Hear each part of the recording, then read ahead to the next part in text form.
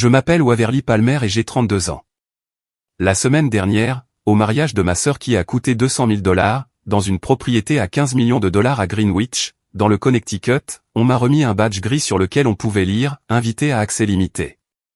Ma mère s'est penchée vers moi et a chuchoté « Ça veut dire pas de repas pour toi, Waverly ». J'avais passé 3 ans à économiser $10 000 pour cette enveloppe. 3 ans de vacances annulées, de repas faits maison, et à porter les mêmes vêtements de travail jusqu'à ce que les coutures s'effilochent. Je voulais offrir à ma sœur le cadeau le plus généreux que je pouvais me permettre. Je voulais prouver que j'avais ma place dans cette famille. Au lieu de cela, j'ai reçu un morceau de plastique plastifié qui me disait que je n'étais pas la bienvenue à la réception. Alors, je me suis dirigé vers la table des cadeaux, j'ai récupéré mon enveloppe, et j'ai prononcé 5 mots qui ont fait blêmir ma mère. Avant de vous raconter la suite, prenez un moment pour aimer et vous abonner, mais seulement si cette histoire résonne en vous. Laissez un commentaire pour me dire d'où vous regardez et quelle heure il est chez vous. Mais pour comprendre pourquoi j'ai fait ce que j'ai fait, je dois vous ramener 6 mois avant ce mariage. La famille Palmer semble parfaite sur le papier. Mon père, Gerald, est un ingénieur en mécanique à la retraite qui a passé 35 ans dans la même entreprise. Ma mère, Patricia, travaillait comme guichetière de banque avant de décider que le rôle de femme au foyer lui convenait mieux, surtout une fois que ma sœur a commencé à remporter des prix académiques. Et puis il y a Miranda, de 3 ans mon aînée, MBA de Harvard, banquière d'investissement dans une firme prestigieuse de Manhattan, la fille qui rendait les cartes de vœux de mes parents dignes d'être envoyées. Et moi, je suis comptable de niveau intermédiaire dans une petite entreprise de logistique dans le Queens. Je vis dans un studio qui coûte $1 800 par mois et qui a vue sur un mur de briques. J'ai fréquenté un community college, puis j'ai été transféré dans une université d'État, parce que mes parents disaient qu'ils n'avaient pas les moyens d'envoyer 2 filles dans des écoles coûteuses. C'est drôle comment ils ont trouvé l'argent pour la compte du condo de Miranda dans l'Upper East Side, 3 ans plus tard. En grandissant, j'ai appris à mesurer l'amour en mètres carrés. La chambre de Miranda faisait 2 fois la taille de la mienne. Son placard avait des étagères intégrées. Le mien avait une tringle en métal et 3 cintres en plastique du magasin à $1. Quand elle a obtenu son diplôme de fin d'études secondaires, mes parents lui ont organisé une fête avec traiteur et DJ. Quand j'ai obtenu le mien, ma mère a dit « On fera quelque chose de petit ». Et puis, elle a complètement oublié. Mais ce dont je me souviens le plus clairement, c'est la photo sur la cheminée de notre salon. C'est un portrait de famille de 2015. Mes parents et Miranda debout devant un arbre de Noël, souriant comme s'ils venaient de gagner au loto. Je n'y suis pas. Ma mère a dit que le cadre était trop petit pour nous contenir tous les 4, alors ils m'ont coupé au montage. J'ai passé des années à me dire que ça ne voulait rien dire. J'avais tort. La première fois que j'ai vraiment compris ma place dans cette famille, j'avais 18 ans. C'était en juin 2009, le jour de ma remise de diplôme du lycée. J'avais passé 4 ans à travailler pour ce moment. Tableau d'honneur chaque semestre. Des heures de bénévolat à la bibliothèque locale, un emploi à temps partiel dans un magasin de yaourts glacés pour pouvoir m'acheter ma propre robe de bal. Je n'étais pas major de promo, mais j'étais fier de ce que j'avais accompli. La cérémonie a commencé à 14h.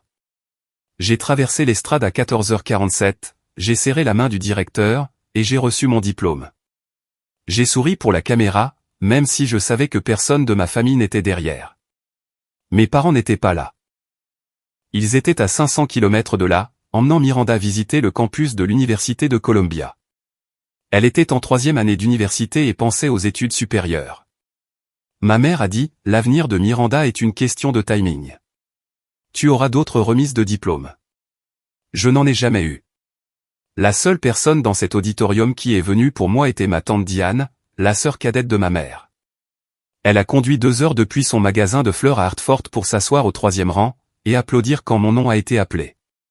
Ensuite, elle m'a emmené dîner dans un petit restaurant italien et m'a donné une carte avec un billet de $100 à l'intérieur. Ta mère m'a fait la même chose une fois, a-t-elle dit doucement, en coupant son poulet au parmesan. Quand je me suis fiancé, elle était trop occupée à aider ta grand-mère à réorganiser son vaisselier pour venir voir la bague. Je ne savais pas quoi dire. Tante Diane a tendu la main à travers la table et a serré la mienne. Tu ne rates rien, Waverly. Ils ne savent juste pas encore comment te voir. Mais j'ai passé 15 ans à attendre qu'ils me voient, et je commence à penser qu'ils ne le feront jamais. 6 mois avant le mariage, mon téléphone a vibré avec un texto de notre groupe de discussion familiale, un groupe auquel j'avais été ajouté mais où l'on me parlait rarement. Miranda avait joint une photo de sa main gauche, un diamant taille coussin de 3 carats scintillant sur fond de ce qui ressemblait à un restaurant sur un toit de Manhattan. Le message disait « Jonathan m'a fait sa demande, l'organisation du mariage commence maintenant. Jonathan Whitmore 3. » Je l'avais rencontré exactement 2 fois. Une fois lors d'un dîner de famille où il a passé tout le repas à parler de son handicap au golf, et une fois à l'anniversaire de Miranda où il ne m'a pas adressé la parole du tout. Sa famille était de la vieille fortune de Greenwich, Connecticut. Son père était un gestionnaire de fonds spéculatifs à la retraite, et sa mère siégeait au conseil d'administration de 3 fondations caritatives différentes. Le genre de personne qui utilisait de passer l'été comme un verbe. La réponse de ma mère est arrivée en quelques secondes. Mon bébé, c'est le plus beau jour de ma vie. Mon père a envoyé un emoji pouce levé. J'ai tapé et effacé 3 messages différents avant de me décider pour « Félicitations, Miranda. Je suis heureuse pour toi. » Personne n'a répondu. 2 semaines plus tard, l'invitation est arrivée. Papier coton épais, au moins 600 grammes. Le lettrage était gaufré en or avec un monogramme personnalisé représentant les initiales M et J entrelacées. Un petit encart informait les invités que le mariage aurait lieu au domaine de la famille Whitmore et que des hébergements dans un hôtel voisin avaient été réservés à un tarif réduit de $450 la nuit. J'ai tenu cette invitation entre mes mains et j'ai pris une décision. Cette fois serait différente. Je donnerais à Miranda le cadeau le plus généreux que je pouvais me permettre. Je prouverais à mes parents que j'avais autant de valeur que ma sœur. J'ai ouvert un compte d'épargne le lendemain. Je l'ai appelé fonds de mariage. Je ne savais pas que ma mère avait d'autres projets. Il m'a fallu 3 ans pour économiser $10 000. Cela peut ne pas sembler impressionnant pour certaines personnes, mais quand vous gagnez $52 000 par an avant impôt et que vous vivez à New York, chaque dollar compte. J'ai arrêté d'aller déjeuner dehors. Je faisais mon café à la maison au lieu de l'acheter. Je n'ai pas pris une seule vacance, pas même un week-end quelque part pas cher. Quand mon manteau d'hiver a commencé à tomber en morceaux, j'ai recousu la doublure moi-même au lieu d'en acheter un nouveau. Je voulais donner à ma sœur quelque chose de significatif, quelque chose qui prouvait que je n'étais pas la déception familiale qu'il pensait que j'étais. 3 semaines avant le mariage, je suis allé à ma banque et j'ai demandé un chèque de banque de $10 000. La guichetière, une jeune femme aux yeux gentils, m'a demandé si je le voulais dans une enveloppe. J'ai dit oui. Puis je suis rentré chez moi, dans mon minuscule studio, et j'ai écrit une lettre à ma sœur. Chère Miranda, félicitations pour ton mariage. Je sais que nous n'avons pas toujours été proches, mais j'espère que ce cadeau vous aidera, Jonathan et toi, à construire une belle vie ensemble. Je te souhaite tout le bonheur du monde. Avec amour, Waverly. J'ai mis le chèque et la lettre dans l'enveloppe, je l'ai scellée, et j'ai écrit nos 2 noms sur le devant.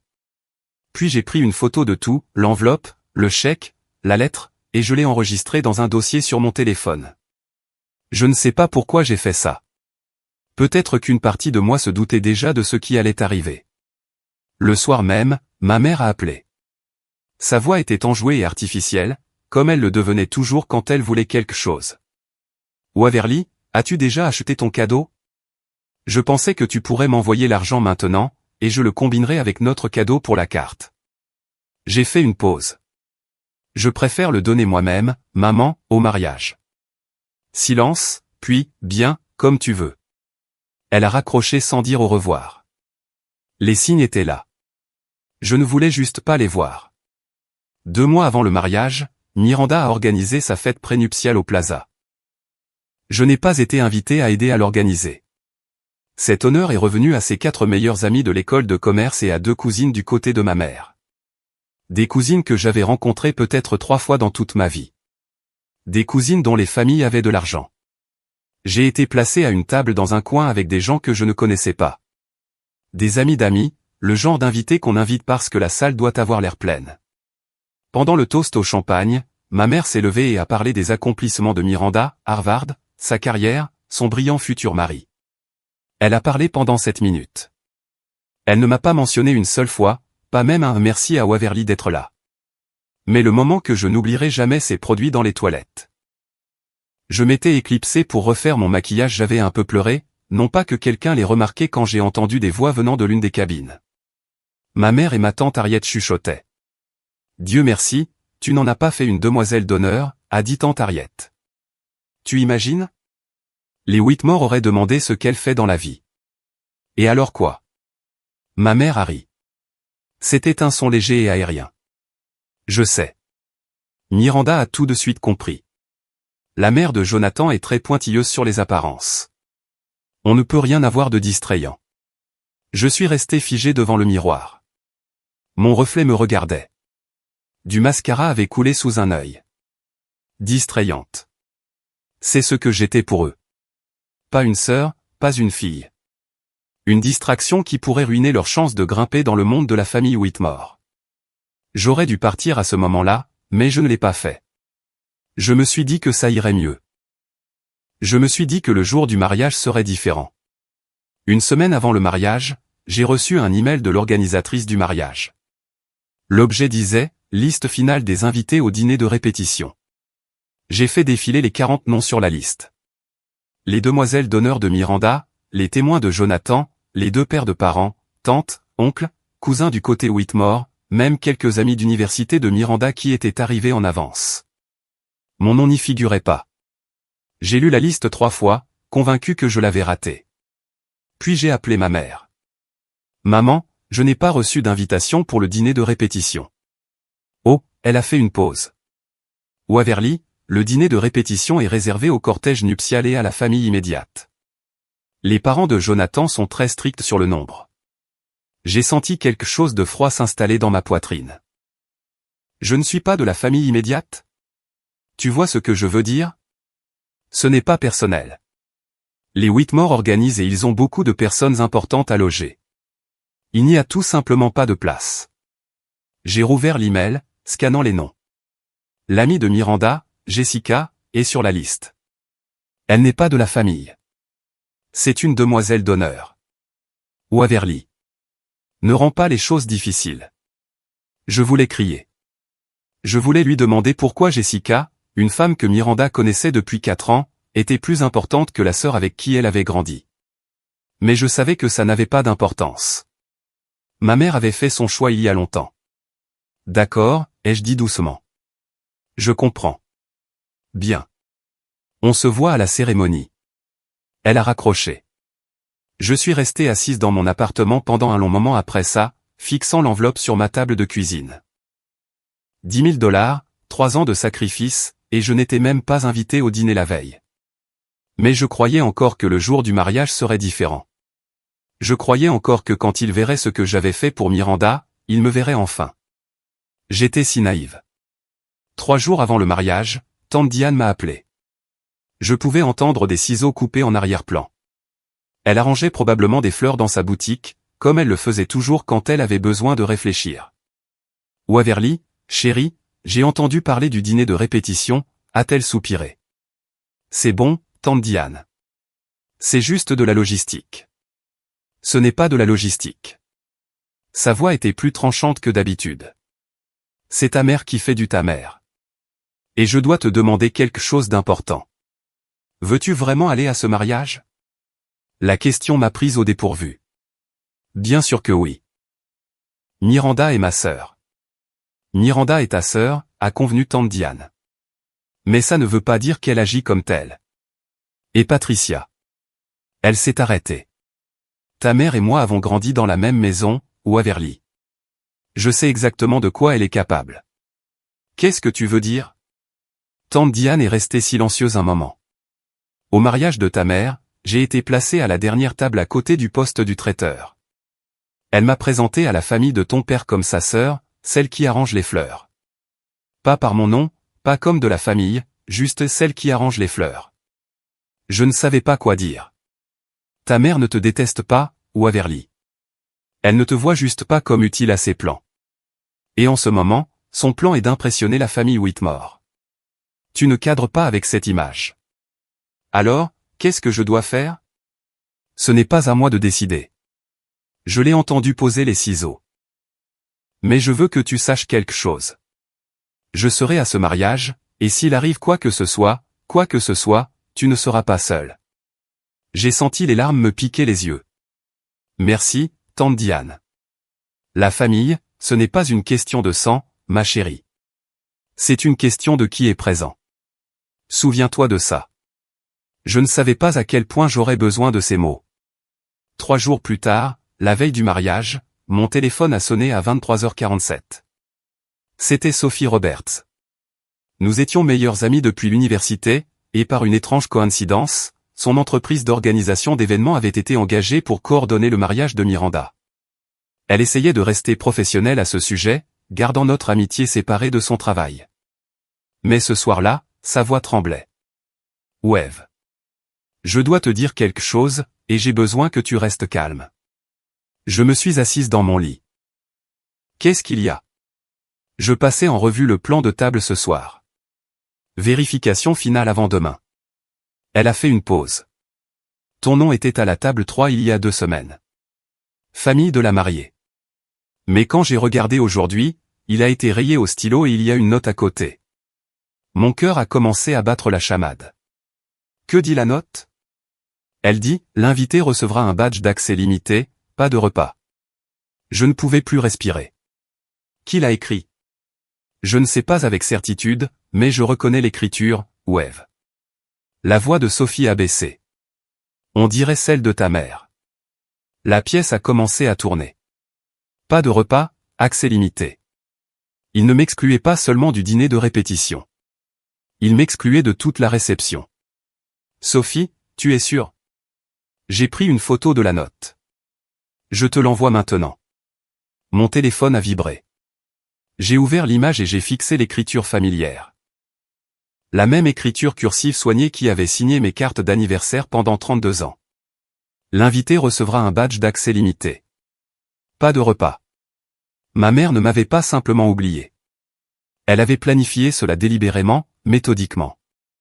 Elle voulait mon argent, mais pas ma présence. Je n'ai pas dormi cette nuit-là, mais au matin, je savais exactement ce que j'allais faire. Je me suis réveillé le matin du 14 juin avec un étrange sentiment de clarté. La panique de la veille s'était consumée. À sa place, il y avait quelque chose de plus froid, de plus dur, pas exactement de la colère, plutôt une certitude. Je me suis tenu devant mon placard, le même petit placard que j'avais depuis 4 ans, et j'ai choisi ma tenue avec soin. Une robe bleu marine que j'avais achetée en solde il y a 2 ans. Simple, élégante, qui n'attire pas l'attention. Le genre de robe qu'on porte quand on veut avoir l'air respectable mais pas mémorable. J'ai fait mon propre maquillage. Des tons neutres. Une légère application de mascara. Rien qui ne coulerait si je pleurais. Puis je me suis assise à ma table de cuisine et j'ai rassemblé mes preuves. La capture d'écran du texto de ma mère me demandant d'envoyer l'argent plus tôt. La photo de la note du plan de table que Sophie avait envoyé. La photo de mon enveloppe avec le chèque de banque à l'intérieur. Et les coordonnées de Sophie au cas où quelqu'un essaierait de me traiter de menteuse. J'ai mis mon téléphone dans ma pochette à côté de l'enveloppe. Puis j'ai appelé tante Diane. J'y vais quand même, lui ai-je dit. Je me doutais que tu le ferais. Ça va? Je ne sais pas, mais je dois aller jusqu'au bout. J'ai besoin de les voir me faire ça en face. Tante Diane est restée silencieuse un moment. Je serai là, ou à Verly. Je resterai près de la table des cadeaux. Si tu as besoin de moi, regarde juste dans cette direction. Merci. Et Waverly. Quoi que tu décides de faire, je te soutiendrai. Même si ça fait que ta mère me déteste pour toujours. J'ai souri pour la première fois en 24 heures. Je pense qu'elle te déteste déjà. Probablement, mais ça ne m'a jamais arrêté avant. J'ai raccroché, pris ma pochette, et franchi la porte.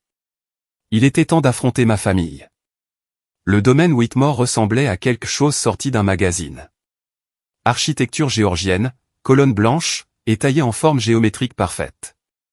L'allée était une large courbe de gravier blanc bordée de BMW, de Mercedes et de Range Rover qui coûtaient probablement plus que mon salaire annuel. J'avais pris le train depuis la ville, puis un taxi depuis la gare. Le chauffeur a sifflé quand nous sommes arrivés au portail. Sacrée fête, hein? Quelque chose comme ça. J'ai marché vers l'entrée où 2 membres du personnel en gilet noir impeccable se tenaient derrière une table d'inscription, nappe blanche, arrangements floraux, et vases en cristal, une pile soignée de badges organisés par ordre alphabétique. La femme devant moi, quelqu'un que je ne reconnaissais pas, a donné son nom et a reçu un badge doré étincelant. Je l'ai regardé l'épingler à sa robe et passer l'entrée sans un second regard. Non, m'a demandé le membre du personnel. Waverly Palmer. Il a scanné sa liste, puis a cherché sous la table. Quand sa main est remontée, il tenait un badge gris. Pas or. Gris. La couleur du béton. La couleur de quelque chose qu'on préférerait ne pas remarquer. J'ai baissé les yeux dessus. 3 mots imprimés en lettres noires simples, invité à accès limité. Madame, ce badge vous donne accès uniquement à la zone de la cérémonie. La tente de réception nécessite un badge doré. Je l'ai fixé. Je suis la sœur de la mariée. Son visage a vacillé avec quelque chose qui aurait pu être de la sympathie. Je suis désolé, madame. Je ne fais que suivre la liste. Avant que je puisse répondre, j'ai senti une main sur mon coude. Je me suis retourné. Ma mère, vêtue d'une robe rose pâle qui coûtait probablement plus que mon loyer, des diamants à la gorge, un sourire parfait qui n'atteignait pas ses yeux. Waverly, chérie. Parlons en privé un instant. Le membre du personnel a eu l'air soulagé. Ma mère m'a tiré vers un groupe de rosiers hors de portée de voix de la table d'inscription. Ne fais pas de scène, a-t-elle dit, toujours souriante. Quiconque regarde penserait que nous avons une conversation agréable. Que signifie accès limité, ai-je demandé. Ma voix était stable. J'en étais fier. Ça veut dire. Elle a jeté un coup d'œil par-dessus son épaule, puis a baissé la voix. Ça veut dire que tu peux assister à la cérémonie, mais il n'y a pas de place pour toi à la réception. Les mots m'ont frappé comme de l'eau glacée. Pas de place. Les parents de Jonathan ont beaucoup d'invités importants, Waverly. Des associés d'affaires, des membres du conseil d'administration, des gens qui comptent pour les Whitmore. On ne pouvait pas vraiment leur demander de céder leur place pour. Elle s'est arrêtée, mais j'ai entendu la fin de cette phrase de toute façon. Pour quelqu'un comme toi.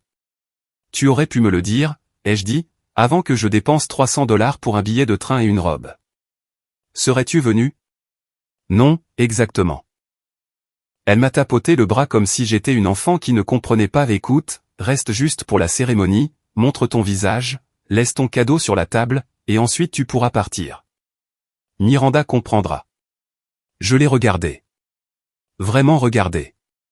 La femme qui m'avait élevé, la femme qui avait oublié ma remise de diplôme, m'avait coupé des photos de famille et chuchotait à mon sujet dans les toilettes. Et maintenant, elle se tenait là dans sa robe de créateur et ses diamants empruntés, me demandant de donner $10 000 à un mariage auquel je n'étais pas autorisé à assister. Tu veux mon argent, ai-je dit lentement. Mais pas moi. Ne sois pas dramatique, Waverly. Quelque chose dans ma poitrine s'est mis en place, ne se brisant pas, mais se figeant. D'accord, maman. J'ai souri. Je ne ferai pas de scène. Elle a expiré de soulagement. Elle n'avait aucune idée de ce qui allait arriver. J'ai joué le rôle à la perfection. J'ai hoché la tête quand ma mère a fini son explication. Je l'ai laissé me guider vers la zone de la cérémonie.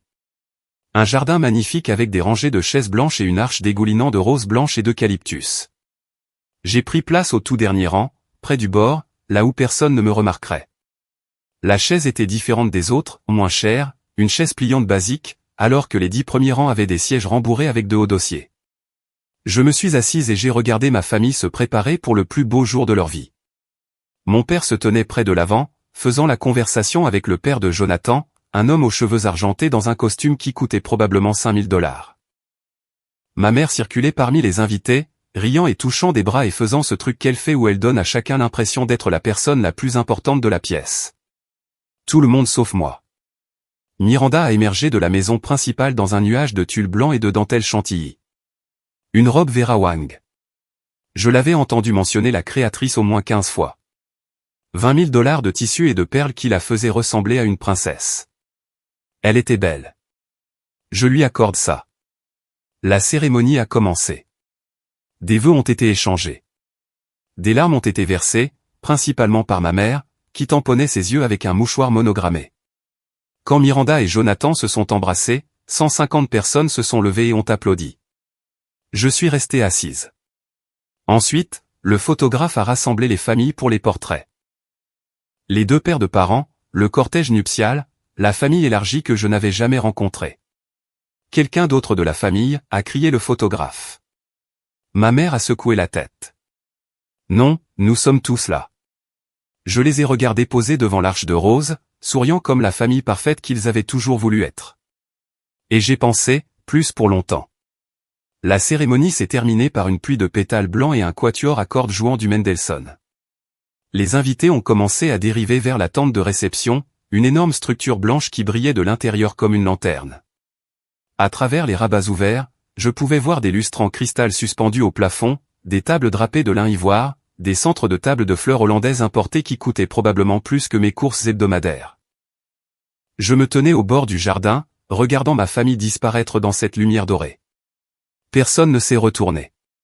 Pendant un moment, juste un moment, j'ai envisagé de partir, de prendre mon enveloppe, de redescendre cette allée de gravier blanc, et de ne plus jamais parler à aucun d'eux. Cela aurait été la chose digne à faire, la chose silencieuse. Mais j'en avais fini d'être silencieuse. Une main a touché mon épaule. Je me suis retourné pour trouver tante Diane debout à côté de moi, ses cheveux argentés tirés en arrière dans un chignon élégant, portant une simple robe bordeaux qui semblait d'une manière ou d'une autre plus royale que tout ce que ma mère portait.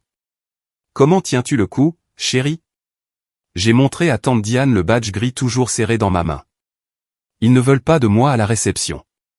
Je sais. Elle n'avait pas l'air surprise, juste triste. « Qu'est-ce que tu vas faire ? » Je vais récupérer mon enveloppe. Tante Diane a hoché la tête lentement. La table des cadeaux est près de l'entrée. Je suis passé devant tout à l'heure. Elle a serré ma main. Je serai à proximité. Tu ne seras pas seul. Merci. Waverly. Elle a soutenu mon regard. Quoi qu'il arrive dans les 10 prochaines minutes, ne t'excuse pas. N'explique pas. Ne leur donne pas la satisfaction de te voir craquer. J'ai pris une profonde inspiration. Je ne le ferai pas. Elle a reculé, et je me suis tourné vers la tente. La table des cadeaux m'attendait. J'étais à mi-chemin de l'entrée quand un membre du personnel s'est mis en travers de mon chemin et excusez-moi, madame. Il était jeune, peut-être 22 ans, avec une expression d'excuse. Puis-je voir votre badge ? J'ai levé la carte grise. Son visage s'est décomposé. Je suis désolé, madame. Ce badge ne donne pas accès à la zone de réception. Badge doré uniquement. Je comprends. J'ai gardé ma voix calme. Mais je suis la sœur de la mariée. J'ai juste besoin d'eux. Je suis vraiment désolé. Il avait l'air sincèrement mal à l'aise. J'ai des instructions strictes. Aucune exception. Par-dessus son épaule, je pouvais voir la réception battre son plein. Des serveurs portant des plateaux de champagne. Des invités riant et se mêlant aux autres. Mes parents debout près de la table d'honneur, acceptant les félicitations comme s'ils venaient d'accomplir quelque chose de magnifique. Et puis Miranda est passée. Elle était encore dans sa robe de mariée, radieuse et rougeaude de la cérémonie. Ses yeux ont rencontré les miens à travers la foule. Pendant une seule seconde, j'ai pensé qu'elle pourrait s'arrêter, qu'elle pourrait dire aux membres du personnel de me laisser passer, qu'elle pourrait se souvenir que j'étais sa sœur avant d'être un désagrément. Au lieu de cela, elle a détourné le regard et a continué à marcher. Elle n'a même pas ralenti. Le membre du personnel s'est déplacé maladroitement. « Madame, si vous voulez attendre dehors, je peux. » C'est bon. J'ai reculé. Je n'essaie pas d'entrer. Il a eu l'air soulagé. Je me suis tourné et j'ai marché vers le côté de la tente, où une table blanche couverte de tissu de soie supportait une montagne de cadeaux magnifiquement emballés. Pas de sécurité, pas de surveillance, juste un panneau décoratif qui disait « bénédiction pour Aimé Gilles » en calligraphie dorée. Mon enveloppe était là-dedans quelque part. 10 000 $ que ma famille s'attendait à recevoir, mais pour lesquels ils ne pensaient pas que je méritais d'être remercié en personne. Il était temps de la reprendre. Je veux faire une pause ici un instant. Vous avez vu ce qu'ils m'ont fait, le badge gris, les explications chuchotées, ma propre sœur passant devant moi comme si j'étais invisible.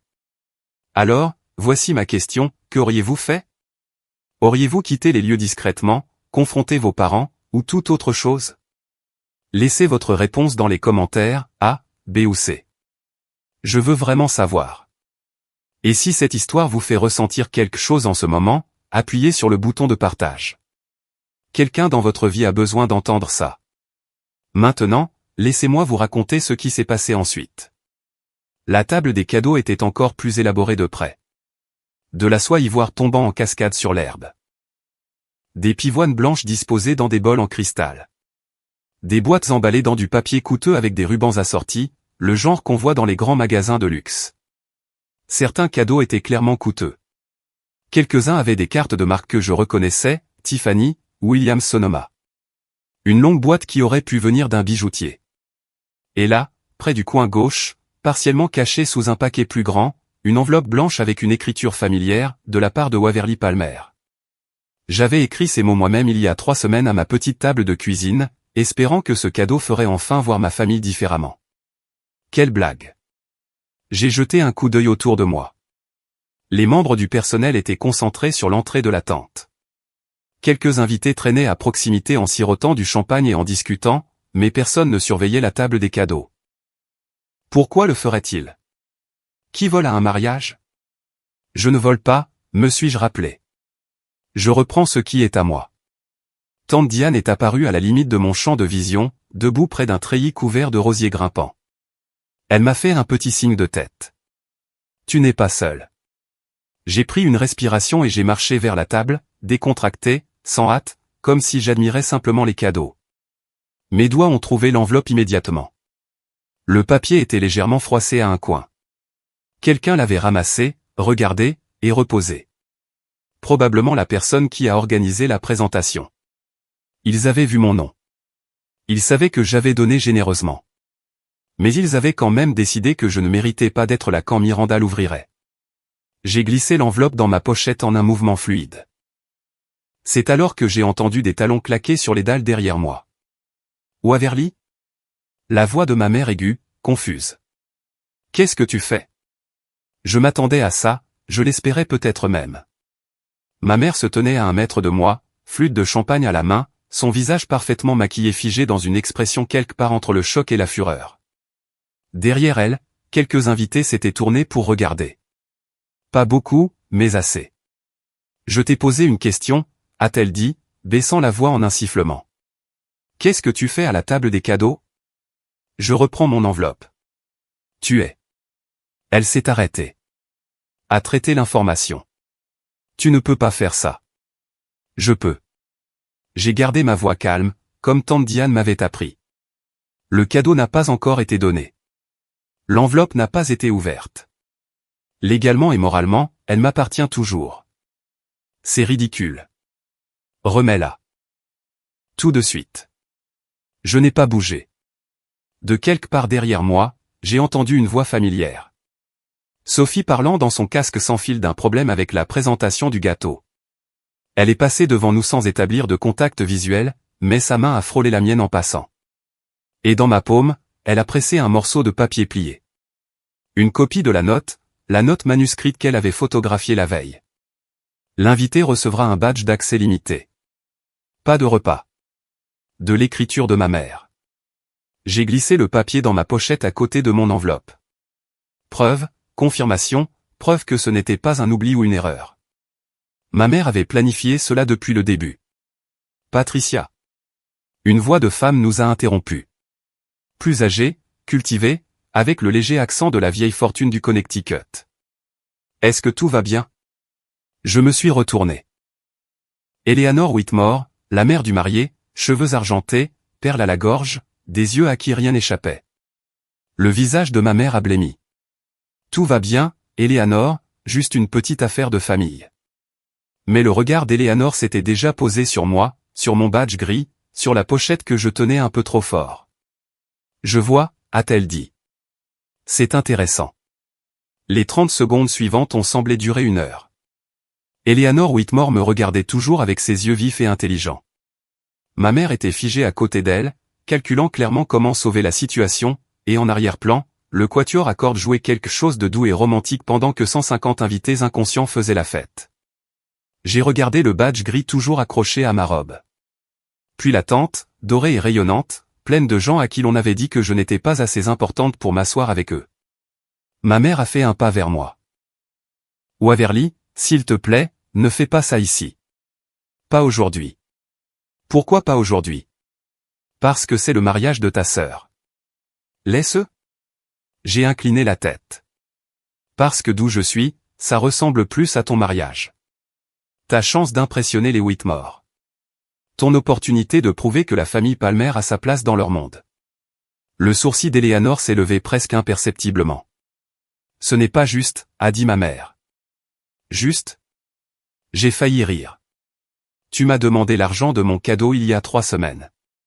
Tu le voulais plutôt pour pouvoir le combiner avec le tien, pour que Miranda pense que la générosité venait de toi. Quand j'ai dit non, tu as décidé de me punir. Ce n'est pas. Tu as rayé mon nom du plan de table. Tu as donné des instructions pour que je reçoive un badge limité. Tu t'es assuré que je ne puisse même pas m'asseoir pour manger au mariage de ma propre sœur. Le visage de ma mère était passé de pâle à gris. Eleanor Whitmore n'avait pas dit un mot, mais son expression s'était transformée en quelque chose de froid et d'évaluateur. J'ai la note, maman. J'ai tapoté ma pochette. Sophie l'a trouvée. Ton écriture, tes instructions, pas de repas. Pour la première fois de ma vie, j'ai vu ma mère à court de mots. Et c'est là que Miranda est apparue à l'entrée de la tente. Qu'est-ce qui se passe, bordel?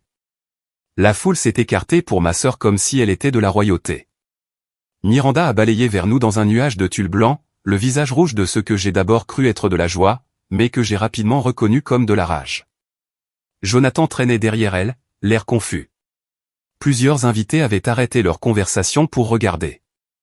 Waverly. La voix de Miranda était glaciale. Qu'est-ce que tu fais à ma table de cadeaux?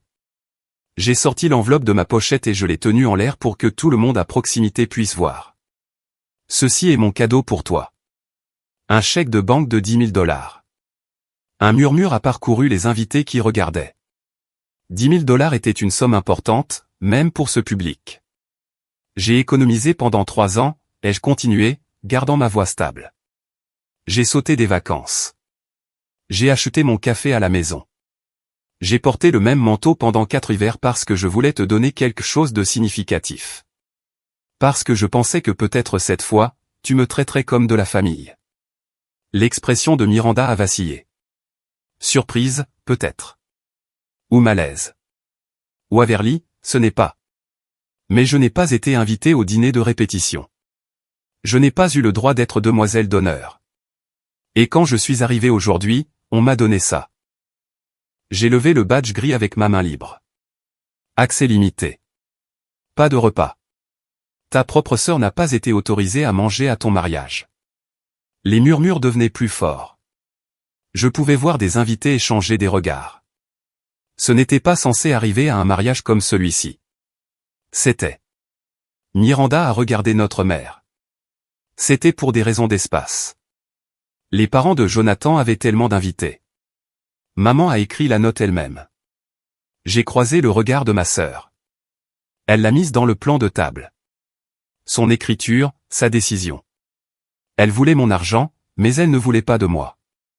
Eleanor Whitmore s'est avancée. Est-ce vrai, Patricia? La couleur a quitté le visage de ma mère complètement. Je n'ai jamais vu ma mère avoir l'air si petite. Elle se tenait là dans sa robe coûteuse et ses diamants empruntés, entourée par les personnes même qu'elle essayait si désespérément d'impressionner, et elle ne savait pas quoi dire. Eleanor, je peux expliquer. J'aimerais entendre ça. La voix d'Eleanor était polie, mais assez tranchante pour couper du verre. Parce que, d'après ce que je comprends, tu as refusé à ta propre fille une place au mariage de sa sœur tout en attendant sa contribution financière. Ce n'est pas. Ce n'était pas comme ça. Alors c'était comment, Patricia? La bouche de ma mère s'est ouverte et fermée. Aucun son n'est sorti. Plus d'invités s'étaient rassemblés maintenant. Le quatuor à cordes avait arrêté de jouer. Même le personnel de service s'était arrêté pour regarder. Jonathan se tenait à côté de Miranda, ayant l'air de vouloir être n'importe où ailleurs sur Terre. Miranda a attrapé mon bras. Waverly, arrête ça. Tu gâches tout. Je me suis libéré. Je ne gâche rien. Je reprends quelque chose qui m'appartient. Tu ne peux pas juste. Je peux. J'ai levé l'enveloppe une fois de plus. Ce chèque n'a pas été déposé. Ce cadeau n'a pas été donné. Et après tout ce que tu as fait, tout ce que tu as laissé maman faire, je le garde. Tu es ridicule. Non. J'ai regardé ma sœur. Vraiment regardé. Peut-être pour la première fois. Pendant 32 ans, c'est moi qui ai été ridicule. À croire que si j'essayais juste plus fort, si j'aimais plus fort, si je donnais plus, tu me verrais enfin comme ton égal. Mais tu ne l'as jamais fait, et tu ne le feras jamais. J'ai glissé l'enveloppe dans ma pochette. Alors, j'ai fini d'essayer. Je me suis tourné pour partir, mais la voix de ma mère m'a arrêté. Waverly Palmer, si tu sors d'ici, tu ne fais plus partie de cette famille. Je me suis retourné. Maman, ai-je dit doucement. Je ne l'ai jamais été. Le silence qui a suivi était assourdissant. 150 personnes se tenaient figées dans un tableau parfait. Flûte de champagne levée, conversations abandonnées, tous les yeux fixés sur la scène se déroulant près de la table des cadeaux. Je pouvais voir leurs expressions passer de la curiosité au choc, puis à quelque chose qui ressemblait presque à du respect. Ma mère a craqué la première. Espèce d'ingrate, égoïste Patricia. La voix d'Eleanor Whitmore a tranché comme une lame. Ce n'est peut-être pas le moment. Ma mère s'est tournée vers elle. Eleanor, s'il te plaît. Tu ne comprends pas. Je comprends parfaitement. Le regard de la femme plus âgée était arctique. Tu as exclu ta fille de la réception de mariage de sa sœur. Tu lui as refusé un siège, un repas, et la dignité la plus élémentaire. Et tu t'attendais à ce qu'elle contribue silencieusement à hauteur de 10 000 $ quand même. Elle a fait une pause. Ce n'est pas un malentendu. C'est un calcul. Jonathan s'est déplacé, mal à l'aise. Maman, peut-être qu'on devrait. On aurait dû être informé de toute la situation avant d'accepter d'accueillir ce mariage. Eleanor n'a pas élevé la voix, mais elle n'en avait pas besoin. Les Whitmore valorisent la famille, Patricia. Toute la famille, pas seulement les membres qui sont photogéniques. Ma mère avait l'air d'avoir été giflée. Miranda s'est avancée, des larmes coulant sur son visage. C'est le jour de mon mariage. C'est censé être le plus beau jour de ma vie. J'ai senti quelque chose bouger dans ma poitrine. Pas exactement de la culpabilité, mais quelque chose de proche. Je sais, ai-je dit doucement. Et je suis désolé que ça ait été perturbé, mais je ne m'excuserai pas de refuser d'être invisible plus longtemps. Je me suis tourné vers tante Diane, qui observait depuis le bord de la foule. Elle a marché à mes côtés et a passé son bras autour de mon épaule. Nous partons maintenant, a-t-elle annoncé à personne en particulier. Passez une belle réception. Et ensemble, nous avons marché vers la sortie. Derrière nous, j'ai entendu ma mère commencer à pleurer. Le chaos a éclaté au moment où nous avons quitté la roseraie. Je pouvais entendre la voix de Miranda monter en un cri perçant derrière nous. Les sanglots de ma mère, Jonathan essayant de calmer tout le monde tout en dirigeant simultanément les invités vers la tente. Le quatuor à cordes avait recommencé à jouer, quelque chose d'entraînant et de désespéré, comme s'il pouvait restaurer la normalité par la seule force de la volonté musicale. Ne regarde pas en arrière, a murmuré tante Diane. Continue de marcher. Mais j'ai regardé en arrière juste une fois. Mon père se tenait au bord de la tente, me regardant partir. Son visage était impossible à lire. Quelque part entre la honte et le chagrin, et quelque chose que je ne pouvais pas nommer. Pendant un moment, j'ai pensé qu'il pourrait venir après moi, pourrait enfin, après 32 ans, me choisir. Il ne l'a pas fait. Il s'est tourné et est retourné aux côtés de ma mère. Tante Diane a serré mon épaule. Je sais, chérie. Je sais. Nous avons atteint l'avant du domaine où un taxi attendait déjà. Je l'avais appelé ce matin-là avant de quitter mon appartement. Une partie de moi savait que je ne resterais pas pour la réception. Tu as prévu le coup, a dit tante Diane, impressionnée. J'ai appris que personne d'autre ne prévoit pour moi. Nous sommes montés sur la banquette arrière. Le chauffeur, le même homme qui m'avait déposé plus tôt, nous a jeté un coup d'œil dans le rétroviseur. Faites courte, hein. Quelque chose comme ça. Alors que la voiture s'éloignait, je me suis tourné pour regarder le domaine Whitmore rétrécir dans la lunette arrière. Les colonnes blanches, les étayers, la tente brillant d'or contre le ciel de l'après-midi. Quelque part là-dedans, ma famille faisait face aux conséquences de ce que j'avais fait. Et je ne ressentais rien. Pas de triomphe, pas de satisfaction, juste un énorme vide épuisé. Qu'est-ce qui se passe maintenant, ai-je demandé. Tante Diane a pris ma main. Maintenant, a-t-elle dit, tu commences ta vie. Nous étions à 400 mètres du domaine quand j'ai entendu les cris. Le chauffeur a ralenti alors qu'une autre voiture s'arrêtait à nos côtés. Un SUV blanc avec le logo du domaine Whitmore sur la porte. À travers la vitre, j'ai vu Miranda sur la banquette arrière, toujours dans sa robe de mariée, le mascara coulant sur son visage. Waverly, arrête. Le chauffeur m'a regardé. Madame? Continuez de conduire. Mais le SUV nous a coupé la route, nous forçant à nous arrêter. Avant que je puisse réagir, Miranda avait ouvert sa portière et courait vers notre taxi dans $20 000 de tulle ruiné. Tu dois revenir. Elle était essoufflée, désespérée. Tu dois arranger ça. J'ai baissé ma vitre. Il n'y a rien à arranger, Miranda. Si, il y a. Sa voix s'est brisée. Eleanor est furieuse. Le père de Jonathan pose des questions. Maman est. Maman n'arrête pas de pleurer. Ça ressemble à un problème pour maman, pas pour moi. Waverly, s'il te plaît. Miranda s'est appuyée contre la portière de la voiture, et pendant un moment, elle ressemblait à la petite fille qui se faufilait dans ma chambre pendant les orages. Je vais arranger ça. Tu peux revenir à la réception. Je leur dirai qu'il y a eu un malentendu. Un malentendu? Je l'ai fixé. Tu penses que c'était un malentendu? C'était. C'était compliqué. Maman voulait. Maman voulait mon argent, et tu voulais épouser Jonathan sans que personne ne pose de questions gênantes sur ta sœur comptable. J'ai secoué la tête. Ce n'est pas un malentendu, Miranda. C'est un choix. Des larmes coulaient sur ses joues.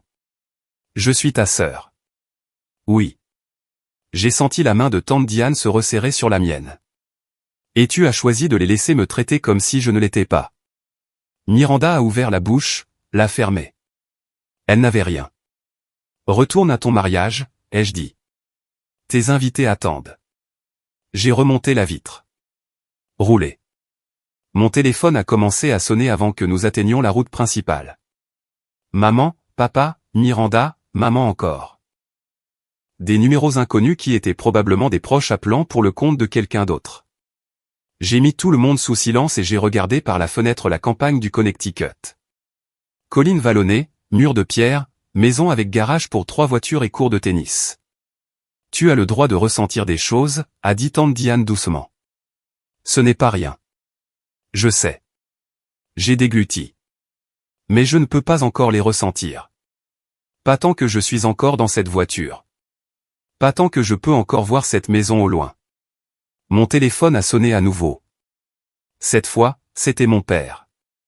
Quelque chose en moi, un vieil espoir enfantin, m'a fait répondre. Waverly. Sa voix était mince, tendue. S'il te plaît, reviens. Ta mère est. Elle ne gère pas bien la situation. Elle ne gère pas bien. Je sais de quoi ça a l'air. Le sais-tu? J'ai senti la colère monter maintenant, poussant à travers l'engourdissement. Papa, ils m'ont donné un badge gris. Ils m'ont dit que je ne pouvais pas manger. Ils voulaient mon argent mais pas ma présence. Et tu es resté là. Tu as laissé faire. Silence. Je ne savais pas pour le badge. Tu n'as pas demandé. Ma voix s'est brisée légèrement et j'ai détesté ça. En 32 ans, tu n'as jamais demandé une seule fois comment j'étais traité. Tu as juste. Tu as laissé maman gérer. Tu as laissé Miranda être l'importante. Et tu ne m'as jamais, jamais protégé. Waverly. Je ne reviens pas, papa. Pas aujourd'hui. Peut-être jamais. Tu ne peux pas juste couper les ponts avec ta famille. Regarde-moi faire. J'ai raccroché. Tante Diane n'a rien dit. Elle s'est juste penchée et a doucement retiré le téléphone de ma main tremblante. Tu pourras le récupérer plus tard, a-t-elle dit. Quand tu seras prête. Le taxi a continué sa route. Derrière nous, le domaine Whitmore a disparu à l'horizon. Je n'ai plus regardé en arrière. Les larmes ne sont venues que lorsque nous avons atteint la gare. Tante Diane avait insisté pour rentrer en ville avec moi. Nous étions assises dans un coin tranquille du quai du métro North, entouré de voyageurs du week-end qui n'avaient aucune idée que mon monde entier venait de s'effondrer et de se reconstruire en l'espace de 2 heures. Je l'ai vraiment fait. Ma voix sonnait étrange à mes propres oreilles. J'ai vraiment pris l'enveloppe et je suis parti. Tu l'as fait. Ils vont me détester. Tante Diane m'a serré contre elle. Certains d'entre eux le feront, mais chérie, ils ne te traitaient pas avec amour pour commencer. Tu ne peux pas perdre quelque chose que tu n'as jamais eu. Les larmes sont venues alors, pas les larmes délicates et photogéniques que ma mère produisait sur commande, mais des sanglots laids et violents qui secouaient tout mon corps. J'ai pleuré pour la remise de diplôme qu'ils avaient manqué, pour le portrait de famille dont ils m'avaient coupé. Pour les 32 ans que j'avais passés à croire que si je les aimais juste assez fort, ils m'aimeraient en retour. Ça n'allait jamais être suffisant, n'est-ce pas, ai-je chuchoté. Peu importe ce que je faisais. Non, chérie, ce n'était pas le cas. Tante Diane caressait mes cheveux comme elle le faisait quand j'étais petite. Certaines personnes ne sont pas capables de voir la valeur chez les autres. C'est une défaillance chez eux, pas chez toi. Le train est arrivé. Nous sommes montés en silence. Alors que le paysage du Connecticut laissait place au contour gris de New York, mon téléphone a vibré une fois de plus. J'ai jeté un coup d'œil à l'écran. Un texto de Sophie. Eleanor a tiré Miranda dans une pièce privée après ton départ. Personne ne sait ce qui s'est passé, mais Miranda pleurait quand elle est sortie. Je pense que les choses sont sur le point de changer pour ta famille. J'ai fixé le message pendant un long moment. Puis j'ai rangé mon téléphone et fermé les yeux. C'était le moment où j'ai quitté le mariage de ma sœur. Mais l'histoire ne s'arrête pas là. Ce qui s'est passé dans les semaines qui ont suivi avec mes parents, avec Miranda, avec Eleanor Whitmore, je ne l'avais pas vu venir. Avant de vous raconter la suite, j'aimerais avoir de vos nouvelles. Avez-vous déjà dû fixer des limites avec votre famille? Commentez ci-dessous, A, si vous l'avez fait, B, si vous l'envisagez, ou C, si vous avez besoin de courage. Et si cette histoire vous a touché de près, pensez à vous abonner. La fin vous surprendra. Maintenant, laissez-moi vous raconter ce qui s'est passé ensuite. Mon téléphone n'a pas arrêté de vibrer pendant 3 jours. J'ai désactivé les notifications, mais je pouvais voir le compteur grimper chaque fois que je jetais un coup d'œil à l'écran. Appel manqué, 47. Texto, plus d'une centaine. Des messages vocaux que je ne pouvais pas me résoudre à écouter. Le lundi après le mariage, je suis allé à ma banque pendant ma pause déjeuner et j'ai annulé le chèque de banque. Le guichetier, un autre qu'avant, a demandé si quelque chose n'allait pas. Changement de plan, ai-je dit. Je garde l'argent. Ce soir-là, tante Diane a appelé depuis son magasin de fleurs. J'ai entendu des choses, a-t-elle dit, des ciseaux coupant en arrière-plan. Eleanor Whitmore a eu une très longue conversation avec ta mère après ton départ. Ta mère m'a appelé ce matin pour me reprocher de t'avoir encouragé. Qu'est-ce que tu as dit? Je lui ai dit que je n'avais rien encouragé. Tu as fait ton propre choix. Une pause. Je lui ai aussi dit que si elle t'avait traité avec une dignité élémentaire, rien de tout ça ne serait arrivé. Comment elle a pris ça? Elle m'a raccroché au nez. Donc, à peu près comme prévu. J'ai failli rire. Et Miranda? La voix de tante Diane s'est adoucie. D'après ce que j'entends, la lune de miel a été tendue. Eleanor a dit quelque chose à Miranda en privé. Personne ne sait exactement quoi, mais apparemment il y a eu des larmes. Jonathan a essayé d'arrondir les angles, mais Eleanor est. Eh bien, c'est Eleanor. Elle n'oublie pas. J'ai digéré cela en silence. Une partie de moi voulait se sentir vengée, mais je me sentais surtout fatigué. Qu'est-ce que je fais maintenant, ai-je demandé. Tu avances, chérie. Tu as passé 32 ans à attendre qu'il change. Maintenant, tu arrêtes d'attendre. J'ai regardé autour de mon minuscule studio. La cuisine exiguë, la vue sur le mur de briques, le porte-enveloppe vide sur mon bureau. Je pense que je peux faire ça. 2 semaines après le mariage, 3 choses se sont produites. Premièrement, ma promotion a été validée. Je travaillais pour devenir comptable senior depuis près de 2 ans, et le timing semblait presque cosmique.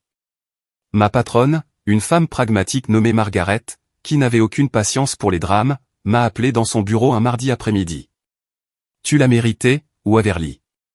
Quoi qu'il se passe dans ta vie personnelle, tu ne l'as jamais laissé affecter ton travail. Elle a glissé un dossier sur son bureau. Augmentation de 12%, nouveau titre, tu commences le mois prochain. Je l'ai remercié et j'ai réussi à ne pas pleurer jusqu'à ce que j'atteigne les toilettes. Deuxièmement, ma mère a laissé un message vocal. Je les supprimais sans les écouter, mais quelque chose dans celui-ci m'a fait faire une pause. Sa voix était différente. Pas le ton tranchant et contrôlant auquel j'étais habitué, mais quelque chose de plus mince, presque fragile. Waverly, je sais que tu n'écoutes pas ça, mais j'ai besoin que tu saches que Kéléanor m'a parlé de la famille, de la façon dont nous nous traitons les uns les autres. Une longue pause. Je ne suis pas d'accord avec tout ce qu'elle a dit, mais j'ai pensé. Peut-être. Peut-être qu'on devrait parler. J'ai sauvegardé le message vocal. Je n'ai pas rappelé. Troisièmement, mon père a envoyé un email. Pas au groupe familial, juste à moi. Privé Waverly, je ne sais pas comment dire ça, alors je vais juste le dire. Je suis désolé. J'aurais dû te protéger. J'aurais dû parler. Je ne l'ai pas fait, et c'est un échec avec lequel je devrais vivre. Je ne te demande pas de me pardonner. Je te demande juste de savoir que je le vois maintenant. Je vois ce que nous avons fait. Si jamais tu veux parler, je suis là. Papa. J'ai lu l'email 7 fois. Je n'ai pas répondu, mais je l'ai enregistré dans un dossier intitulé « Peut-être un jour ». Un mois après le mariage, j'ai écrit l'email que je composais dans ma tête depuis des années. Je me suis assise dans mon café préféré, un petit endroit près de mon appartement qui faisait d'excellents flat white, et j'ai fixé le curseur clignotant pendant un long moment avant de commencer à taper. Chère maman, papa et Miranda, je n'écris pas ceci pour vous blesser. J'écris parce que j'ai besoin que vous compreniez quelque chose. Je ne suis plus en colère. La colère demande de l'énergie, et j'ai passé trop d'années à donner mon énergie à des gens qui ne la valorisaient pas. Ce que je ressens maintenant est quelque chose de plus proche de la clarté. Pendant 32 ans, j'ai essayé de gagner une place dans cette famille. Je me suis tu quand j'aurais dû parler. J'ai donné quand j'aurais dû retenir. J'ai accepté un traitement que je n'aurais jamais toléré de la part d'étrangers parce que je croyais que la famille signifiait endurer la douleur. J'avais tort. La famille signifie se choisir les uns les autres. Cela signifie être présent même quand c'est incommode. Cela signifie traiter quelqu'un avec dignité même surtout quand personne ne regarde. Vous ne m'avez pas choisi, et je ne peux pas vous y obliger. Mais je peux me choisir moi-même. Et c'est ce que je fais maintenant. Ce n'est pas une porte qui se ferme. C'est une porte qui a enfin une serrure. Si l'un de vous veut un jour une relation basée sur le respect, pas l'obligation, vous savez comment me joindre. D'ici là, je vous souhaite bonne chance. Sincèrement. Waverly. J'ai mis tante Diane en copie. Puis j'ai appuyé sur envoyer. Les réponses sont arrivées en quelques heures. Celle de ma mère était défensive. Celle de Miranda était larmoyante. Celle de mon père tenait en 2 mots, je comprends. Je n'ai répondu à aucun d'eux. Au lieu de cela, j'ai fini mon café, payé ma note, et je suis sorti sous le soleil d'automne. J'avais une vie à construire. 6 semaines après le mariage, j'ai emménagé dans un nouvel appartement, une chambre, un vrai placard, une fenêtre qui donnait sur un petit parc au lieu d'un mur de briques. Le loyer était plus élevé, mais je pouvais me le permettre maintenant en partie grâce à ma promotion et en partie parce que j'avais $10 000 qui n'allaient nulle part ailleurs. Tante Diane a conduit depuis Hartford pour m'aider à déballer. Nous avons passé toute la journée à arranger les meubles, à accrocher des rideaux, et à nous disputer sur le meilleur emplacement pour la petite collection de plantes grasses que j'avais commencé. Celle-ci a besoin de plus de lumière, a-t-elle dit, tenant un écheveria particulièrement têtu. Et ce coin reçoit un bon soleil d'après-midi. Fais-moi confiance, je fais pousser des choses depuis 40 ans. Je l'ai laissé gagner cet argument. Au coucher du soleil, nous avons fait une pause et nous nous sommes assises sur mon nouveau balcon avec des verres de vin bon marché. En bas, des enfants jouaient dans le parc pendant que leurs parents faisaient défiler leur téléphone sur les bancs. La vie normale, la joie ordinaire. Je t'ai apporté quelque chose, a dit tante Diane. Elle m'a tendu une photographie encadrée, moi à la remise de mon diplôme de lycée, serrant mon diplôme et souriant malgré les larmes dans mes yeux. Je me souvenais de ce moment. C'était juste après la cérémonie, juste après avoir réalisé que mes parents n'étaient pas là. Tu as gardé ça? Je l'ai eu sur mon bureau pendant 15 ans. Elle a souri. Je me suis dit qu'il était temps qu'elle soit accrochée là où elle doit être. J'ai fixé l'image. La moi plus jeune, la moi pleine d'espoir, la moi qui croyait encore que les choses iraient mieux si je continuais d'essayer. Merci, ai-je chuchoté, pour tout. Pour avoir été là quand il ne l'était pas. Tante Diane a passé son bras autour de mon épaule. C'est ce que fait la famille, chérie. La vraie famille. J'ai accroché la photo au-dessus de mon bureau ce soir-là. Pour la première fois, j'avais hâte de rentrer chez moi. J'ai eu beaucoup de temps pour réfléchir à pourquoi ma famille a fait ce qu'elle a fait. Ma mère, Patricia, a grandi dans une maison où le statut était tout. Ses parents mesuraient la valeur en titres et en tranches d'imposition. Quand Miranda s'est mariée dans la famille Whitmore, maman a vu sa propre rédemption, une chance d'appartenir enfin au monde qu'elle avait toujours envié. Je ne faisais pas partie de cette image. Non pas parce qu'elle me détestait, mais parce que je ne cadrais pas avec sa vision de qui les Palmer pouvaient devenir. Les psychologues ont un terme pour ça, la réalisation par procuration. Quand les parents vivent à travers le succès de leurs enfants parce qu'ils se sentent inadéquats par rapport au leur. Maman ne pouvait pas gravir l'échelle sociale elle-même, alors elle s'est attachée au voyage de Miranda. Et quiconque menaçait ce récit, y compris sa propre fille, devenait sacrifiable. Miranda n'était pas malveillante. Elle était complice. Elle a grandi en croyant que le monde lui devait plus parce qu'elle accomplissait plus. Quand maman a suggéré de déclasser mon rôle au mariage, Miranda ne s'y est pas opposée parce que s'y opposer lui aurait coûté quelque chose. Les enfants dorés ne remettent pas en question les systèmes qui leur profitent. Et papa. Papa était le facilitateur. L'homme qui maintenait la paix en ne prenant jamais parti, ce qui en pratique signifiait toujours prendre le parti de maman. Son silence n'était pas neutre. C'était un choix. Mais voici ce que j'ai appris, comprendre pourquoi quelqu'un vous a blessé ne signifie pas que vous devez l'accepter.